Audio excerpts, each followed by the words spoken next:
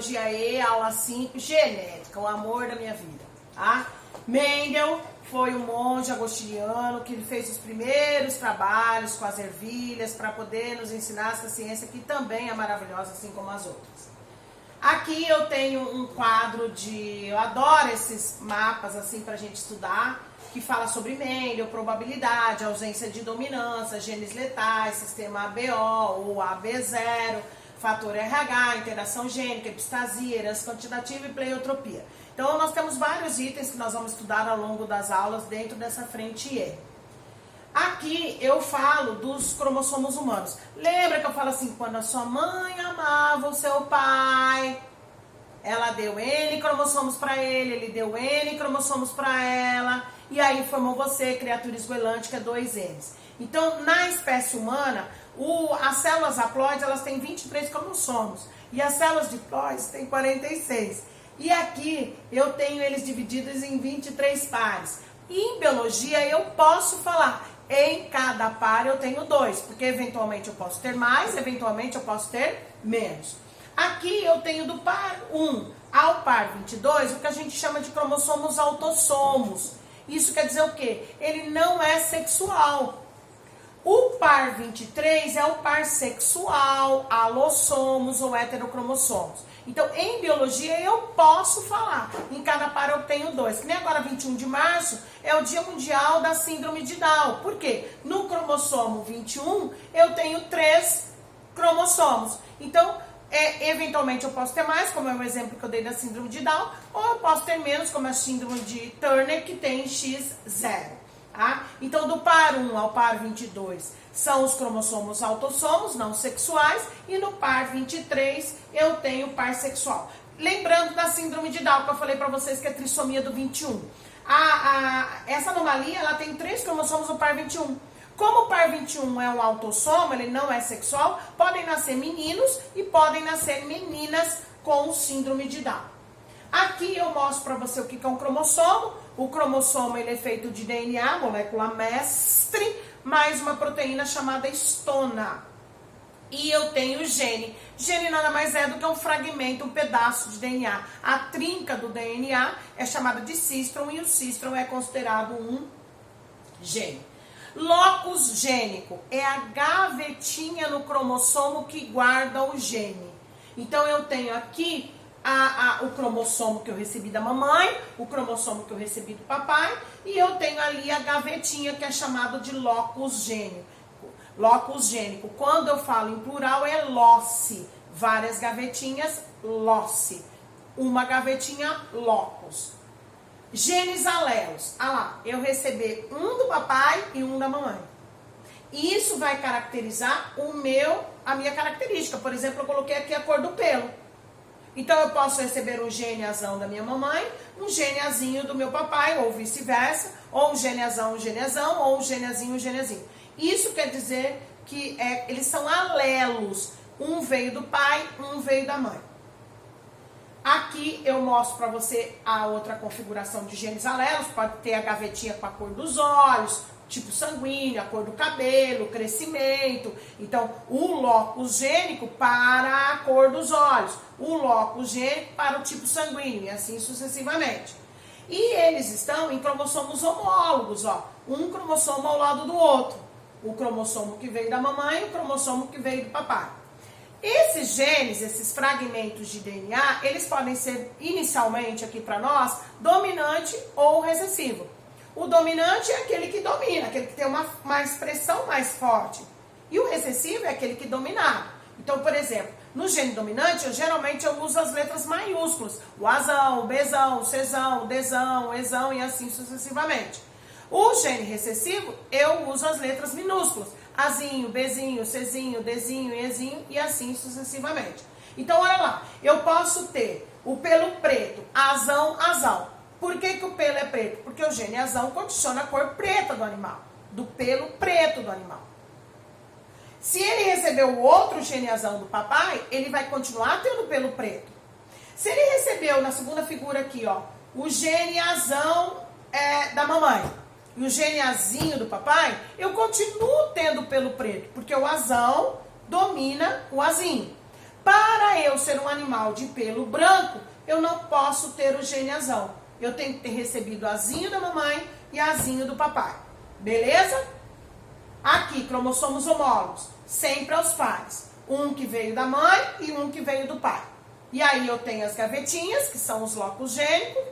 E aí eu tenho dentro do gavetinha o gene que condiciona aqui o exemplo que eu estou usando, o pelo preto ou pelo branco do animal. Aqui, genótipo e fenótipo. Genótipo é a constituição genética do indivíduo. Os tipos de alelo que ele possui, que ele tem. Ou ele é azão-azão, que é homozigoto. Ou ele é azão-azinho, que é heterozigoto. Ou ele é azinho-azinho, que também é homozigoto. O que é homozigoto? É quando os indivíduos, as letras são iguais. O azão e o azão. O azinho e o azinho. Eu faço assim, o azão, azinho, azinho. E para eu ser heterozigoto, o azão e o azinho. Os genes são diferentes. Fenótipo. Toda e qualquer característica morfológica, fisiológica ou comportamental. Não é só o tipo de cabelo, a cor dos olhos, o tipo sanguíneo. Eu também tenho, por exemplo, na esquizofrenia, a esquizofrenia genética e a comportamental. Então tem muitos fenótipos que não são só a cor dos olhos, cor do cabelo, tipo sanguíneo, também comportamento. E não esquecer que o fenótipo ele está atrelado ao meio. Então eu sempre tenho genótipo, que são as letras que determinam qual característica ele vai ter, mas a ação do meio. Porém, existem alguns fenótipos que não são alterados pelo meio. Por exemplo, o tipo sanguíneo. Então, o tipo sanguíneo é um fenótipo que ele não sofre ação do meio. É diferente da cor do cabelo, da cor da cor da pele. Aí interage com o meio. Né? A questão da nutrição, que também altera o seu fenótipo. É para você crescer tanto, mas a sua alimentação na primeira fase não foi adequada, você cresce menos. Então tem alguns fenótipos, a maioria que são alterados pelo meio, e outros não. Né? O tipo sanguíneo é um exemplo que eu dei. Fenocópia. Fenocópia é quando você tem uma imitação do fenótipo. Eu coloquei a cor do cabelo aqui, a lente de contato, mas tem um exemplo bastante clássico, que é a focomelia. A focomelia, geneticamente, o indivíduo nasce com os membros superiores atrofiados. Aí, existiu nos anos 60 um medicamento para controlar a náusea e ele gerou uma má formação nos bebês. E eles nasceram com focomelia. Qual a diferença entre a focomelia genética e a focomelia do medicamento? É que a focomelia genética veio através dos genes, pais para filho. E a focomelia por medicamento foi quando eu tive uma fenocópia. Essas crianças que nasceram com focomelia, elas não transmitiam essa característica para os seus descendentes, mas elas possuíam por causa do uso de um medicamento. Homozigoto e heterozigoto eu já falei, ó, azão é homozigoto, azinho é homozigoto. Agora, híbrido heterozigoto é quando um é dominante e o outro é recessivo. Isso, gente, aqui no caso da primeira lei que a gente está iniciando ainda, beleza? Albinismo. Achei linda a foto dessas duas irmãs, né? Elas são do Cazaquistão.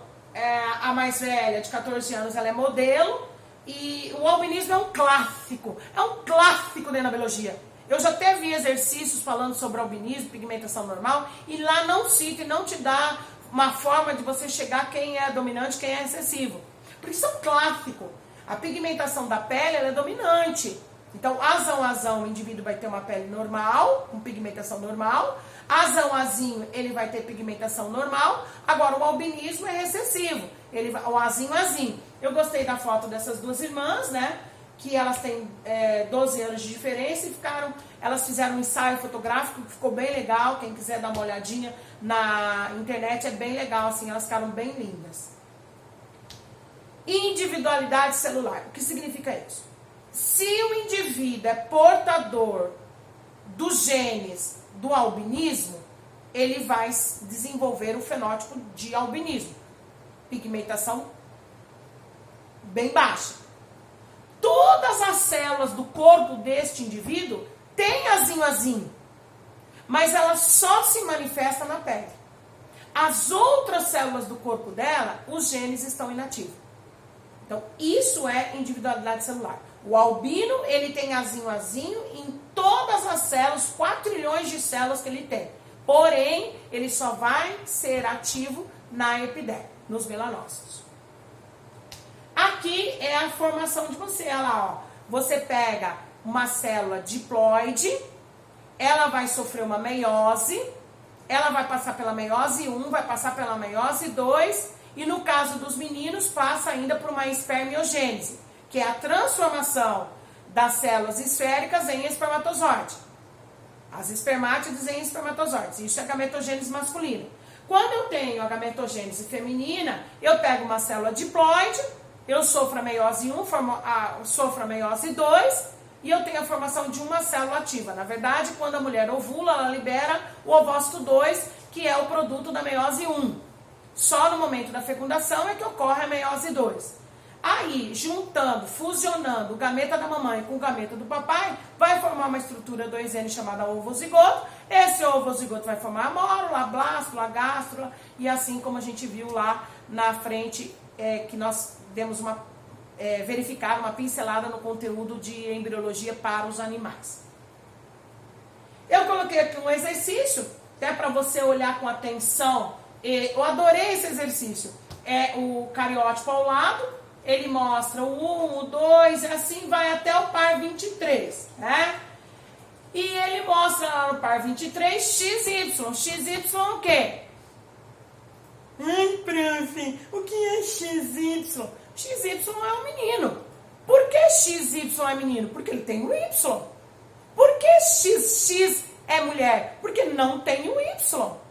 Então ele fala assim, a figura anterior apresenta diferentes tipos de cromossomos. Os autossomos, do 1 ao 22, e os sexuais, designados por X e Y. Então, isso é o cariótipo de um homem, do sexo masculino, do sistema XY. Quem faz parte do sistema XY?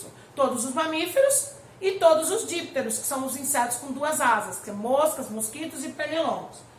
Sendo assim, uma célula somática do corpo da mulher tem que ter quanto? Ele tem que ter 44 cromossomos autossomos, mais o X, 45, mais o outro X, 46. E isso fica para nós a letra E.